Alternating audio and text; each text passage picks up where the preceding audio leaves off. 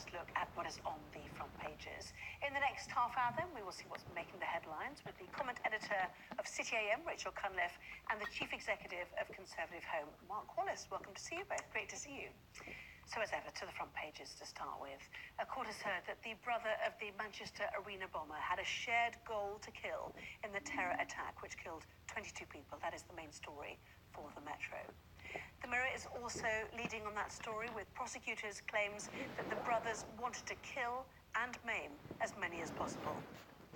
Britons in China urged to get out if they can. The Guardian reporting that the Foreign Office has been accused of deserting citizens abroad. The lead story for The Times, more than 11,000 patients of a doctor who performed unnecessary operations now face health checks. David Cameron's bodyguard sparked panic after leaving his gun in a bathroom on a British Airways flight. That's the front of the Mail.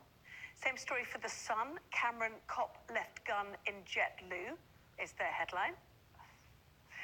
The government's decision to bring forward a ban on petrol and diesel vehicles makes the front page of The Telegraph. Outrage over free TV licence betrayal. The Express features fallout from the government's decision to change licensing, impacting pensioners. And the government's relaxed approach to BBC licence fee dodgers is on the front page of The Eye. Meanwhile, the FT leading with a story about a top US executive at SoftBank. And a council paying £1,000 a day for a pothole expert is the splash on the front of the Star. Many people might think that's worth the money, to be fair. Actually, potholes is a big deal, isn't it? Is he creating them or filling them in? I don't know, actually, yes. Or is he finding a new way to fill them in so they last a bit longer? So let's go to the BBC licence fee, shall we? The decision to put out to public consultation whether or not you should go to court if you haven't paid your licence fee. Yes, so Nicky Morgan, Baroness Morgan, as she now is, the digital secretary, although not for much longer, so having been made a baroness for life, she's now going to quit her job in the cabinet reshuffle, but that is another story. She's launching a consultation tomorrow on decriminalising the licence fee for the BBC, but it's part of a wider question about the BBC's role in British society, its relationship with the government, its increasingly strained relationship with Downing Street, and making it fit for the digital age and how we fund it, all kinds of questions. Now, personally, I think that the criminalisation of the licence fee probably does need reviewing because criminal penalties, prison sentences, potentially for not paying a subscription sort of charge, does seem a little bit out of proportionate.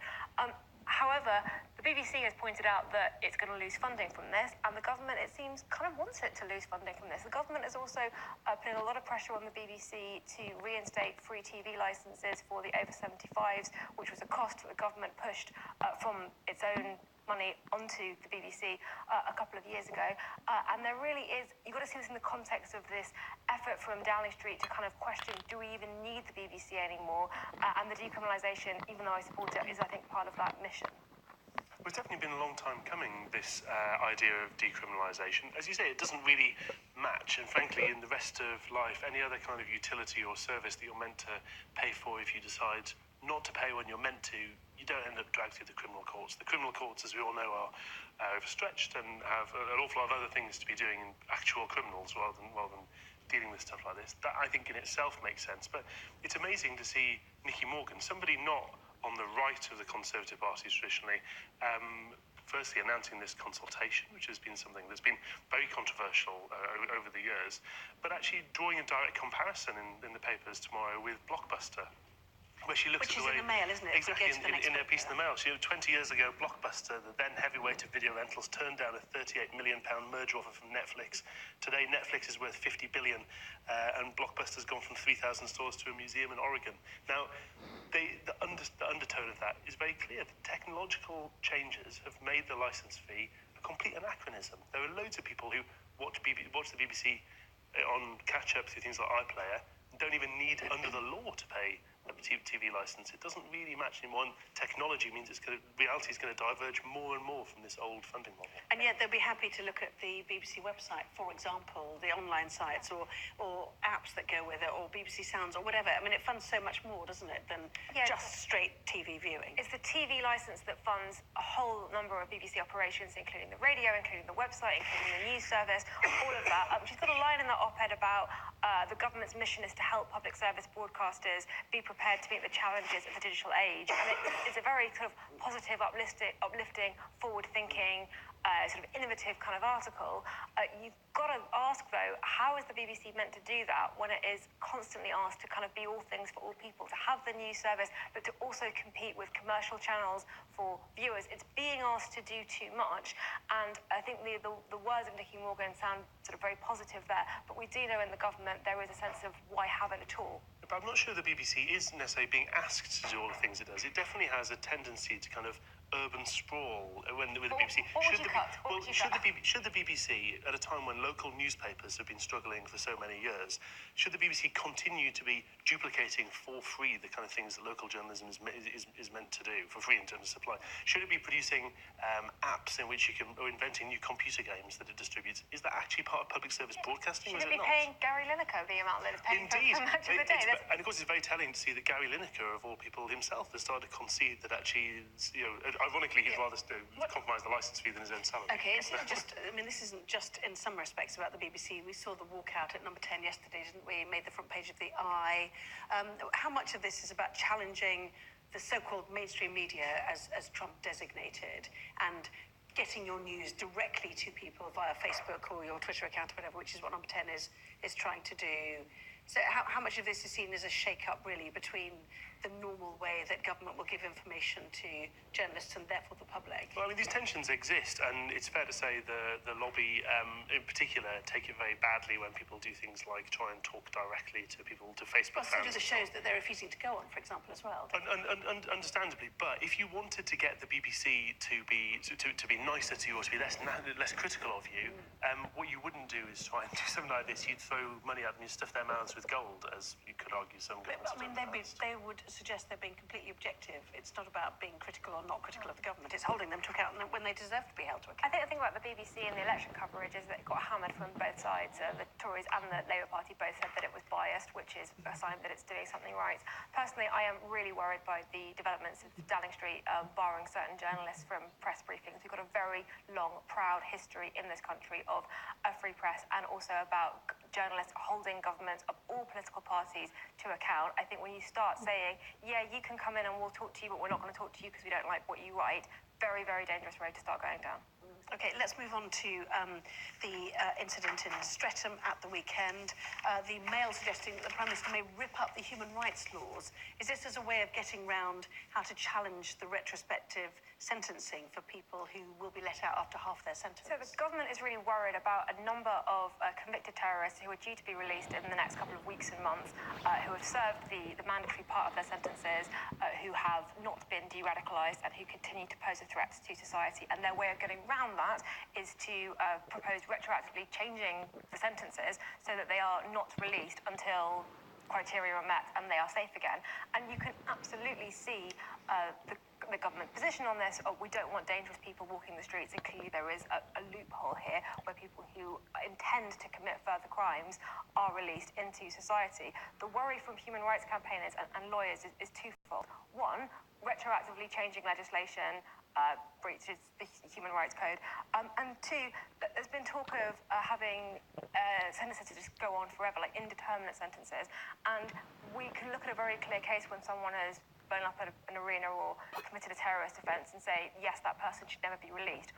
Once you start giving governments those powers, you don't know whether subsequent governments who may have positions that you personally disagree with might extend that into wider cases, and that is a very dangerous precedent to go down. Yes, Streatham was my home and my family's home for 13 very happy years, and it is my local boots. In fact, it breaks my heart to see this happening in such a welcoming community as this, for this to strike there.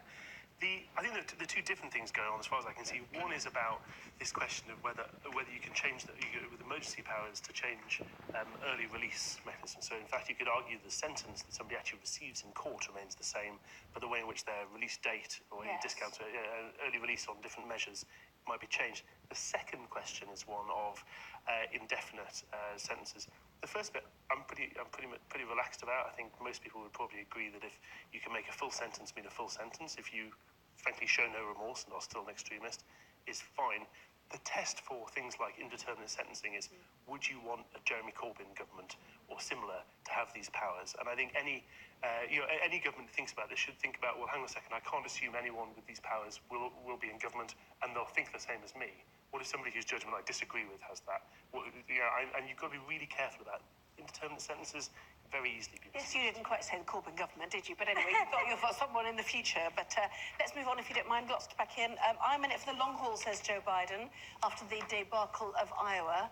So far, he's come in at about 15%, but only 62% of the area has been counted because they clearly had a problem technically wrong. They had a problem technically. He is a vice president, former vice president. He was one of the front runners all the way through the campaign.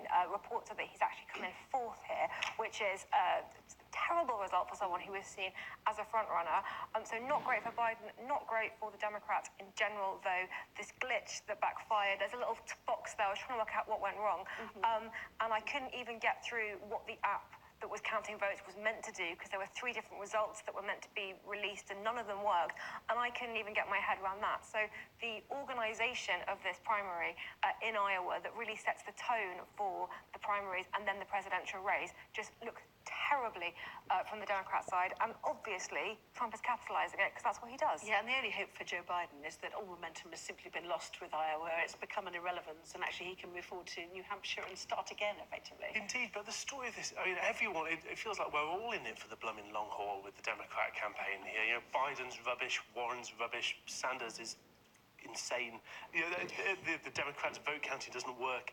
And the only person who really seems only for the big long haul is Donald Blum and Trump. Could you not have a decent opposition to such a flawed president? It's beyond belief that they're still, at this point, they're in such chaos. Yeah. Well, a record number have stood. Nearly 20 have gone. I think about 18 have fallen by the wayside. Still 11 marching on. You'll be glad to know. Frankly, it's like the Grand National, and a horse would stand a better chance. Okay, we'll see. Well, this was supposed to sort the wheat from the chaff. It hasn't really done anything like it, has it? Plenty more still to come. David Cameron's bodyguard causes a security scare on a flight to New York. Find out why after the break.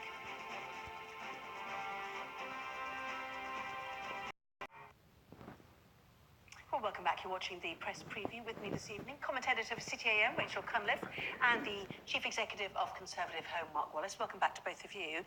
We just talked about the US election going very slowly, unlike the election in Ireland, which is trundling through, coming up this weekend, and Sinn Féin coming almost from nowhere. This is really worrying, I think, for people in the UK, because Sinn Féin's #1 manifesto pledge is they want a referendum on a united Ireland. We know from the Brexit negotiations the role of Northern Ireland, how much it's aligned with the Republic of Ireland, how much it's aligned with the UK. Will you put the border on the island of Ireland? Will you put the border in the Irish Sea? These were all hot button issues, basically, that brought down Theresa May. We've kind of breathing a sigh of relief that we've dealt with some of them, because Brexit's now happened, as we were talking about celebrating, or not, on last Friday. They're all going to flow up again, because it looks like Sinn Féin are going to be the kingmaker in this election. They will get the chance potentially to form a coalition with one of the other 2 main parties, and this could be top of their agenda, a referendum. But the message from Dublin, where they had the TV debate tonight, was that actually Brexit's not really coming up on the doorstep. There are other matters that are troubling Ireland, and perhaps that is sort of going to be parked for a while. Yes, there's a housing crisis in Ireland, in some ways even more severe than in parts of the UK. Also, in the UK, we're kind of terminally quite ignorant about politics in the Republic of Ireland. Actually, we perhaps scraped the surface of it in recent years because of the Brexit process, but a lot of this is happening outside the normal discussion in the UK. Sinn Féin in the Republic of Ireland are such a weird party. That mixture of kind of hyper-nationalism in terms of wanting a border poll and reunification, almost Corbynism with various elements of Marxist history and the economics. The current president of Sinn Féin as recently as 2003, was speaking at a public ceremony at a statue honouring an IRA volunteer who died on the side of the Nazis in the Second World War. This is a weird party, and the idea of whatever you think about Leo Varadkar, the idea of Sinn Féin potentially winning an election is a very troubling thing indeed. Let's move on to what you described earlier as a bad day in the office for David Cameron's bodyguard. Tell us about this story. Yes, if you're one of the elite in the police force, you know, trusted with carrying a live weapon to protect someone like David Cameron, a potential terrorist target, the very last thing you probably want to do is accidentally drop your gun in a plane toilet. I'm not quite sure what happens if you're on your holiday and you go into the plane toilet and find there's a loaded Glock on the floor. You want to finish on... I do. Penguins. Front page of the Times. Penguins' conversation mimics human conversations. You know I love an animal story. I love the first line of this. It says that African penguins' typical opening gambit on the beach translate as, hello, get away from me, and look how big I am, fancy mating. Someone had a great time writing that. It's like Love Island. It's exactly like Love Island, but with penguins. Scientists have analysed penguin speech patterns, and it turns out they speak just like humans. Well, there we go. Now you know. Thank you very much indeed. Mark, Rachel, we will see you soon. Thank you.